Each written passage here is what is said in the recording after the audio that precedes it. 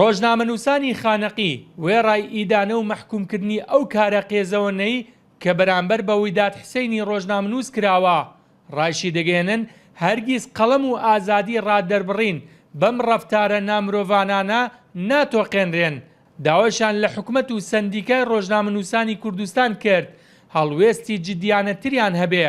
هەروەها داوا لەلایەنە پەیوەنددارەکان دەکەن دوور لە هەر فشارێکی حزبی و سیاسی لێکۆڵینەوەکانیان بکەن و کاری جدی بۆ دۆزینەوەی ئەنجامدەرانی تاوانەکە و دەستگیرکردنیان و بە سزای حەقیان بگێنن.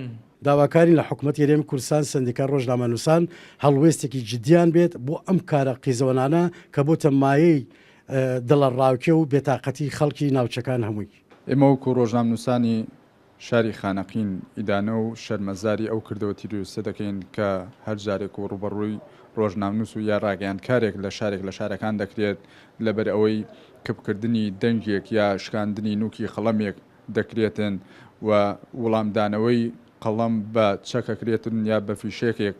ئێمە وەکو ڕۆژنامەنووسان داواکارین لە دادگا و حکوومەت و لایەنەکان و حزبەکان سەرجەمیان بێنە سەرخەت و ئەو کارە قیزەوەنە ئیدانە بکەن و ئێمەکو ڕۆژنامەنووسانی خانەقین بە توندی ئیدانەی ئەو کارە نائینسانیەتی بەرامبەر ڕۆژنامەنووس ویداد حوسێنەکەین و هێوەدارین و داواکاریشین لە حکوومەتی هەرێمی کوردستان و لە سەندیکەی ڕۆژنامەنووسان بە توندی ئیدانەی ئەم شتە بیکەن و چارەسەری بۆ ئەم کێشە و نەتەنها ئەم کێشەیە بەڵام ئێستا ئیمنە ڕۆژنامەنووس هەیە تهدید تێبۆ لای ڕۆژنامەنووس هەیە ڕێز ناگرێت ینی لەلایەن دایرە حکوومیەکان لەلایەن حزبیەکان ئەبێ مووقفێکی تند هەبێ لەلایەنی سەندیکەی ڕۆژنامەنووسانی کوردستان دەربارەی ئەو ئینتیهاکاتی بەردەوامی دژ بە ڕۆژنامەنووسانی ئەوانەی لە سنووری هەرێمی کوردستان ئیشەکان.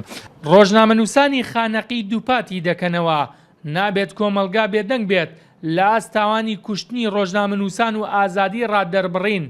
دەشڵێن بەم ڕەفتارە ئەوە دەسەلمێنێت کە ئازادی قەڵەم و بیرۆڕا لە ژێر مەترسیە و حکومەتیش بە کەمتەرخەم دەزانن بەرامبەر بەو تاوانانەی کە دەرحەق بە ڕۆژنامەنووسان دەکرێت. بێستون سەلام، کورسات نیوز، خانەقی.